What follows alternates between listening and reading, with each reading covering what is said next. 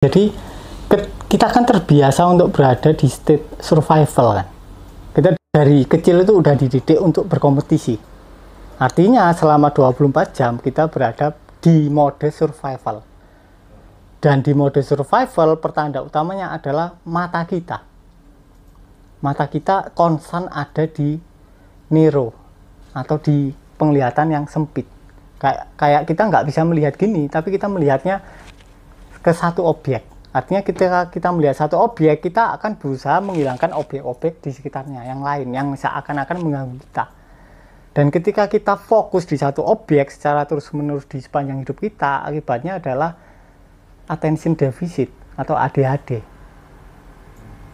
Karena kita berusaha fokus di satu objek dan objek lain pasti mengganggu kita. Kita pasti terganggu. Tapi kalau kita wide atau peripheral, ya tidak ada yang mengganggu, semuanya masuk dan diterima. Dan efek buruknya ketika kita berada di mode survival yang ditandai oleh penglihatan yang sempit, itu ada reaksi kimia yang mengakibatkan sintesis hormon kortisol dan adrenalin. Artinya kita akan konstan badan kita tegang dan stres. Tapi kalau di mode peripheral, reaksi kimia itu tidak terjadi. Karena kita tidak sedang berada di dalam ancaman. Kayak misalnya waktu purba, kan otomatis kita perlu menyempitkan pandangan kan untuk melihat scanning sekitar. Oh, di sini ada hewan buas, oh di sini nggak ada, di sini ada kan gitu kan.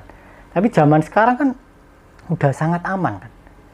Ya mungkin kita perlu mode survival mungkin sehari sejam lah.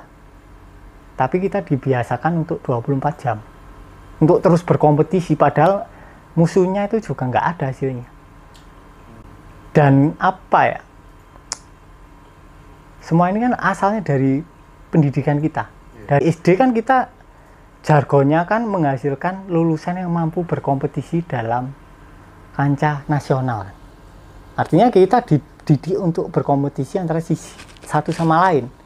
Artinya kita dipandang sama-sama monyet yang pandai memanjat dan kemudian dikompetisikan.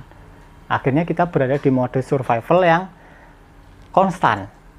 Tapi kenapa kok jargonnya nggak diganti aja menjadi menghasilkan lulusan yang mampu bekerja sama dengan baik antara satu sama lain, kan lebih enak. Di situ kan muncul pemahaman, oh tiap orang beda, ada yang buaya, ada yang monyet, ada yang burung, ada yang ini, kan semuanya bisa bekerja sama dalam satu ekosistem yang baik.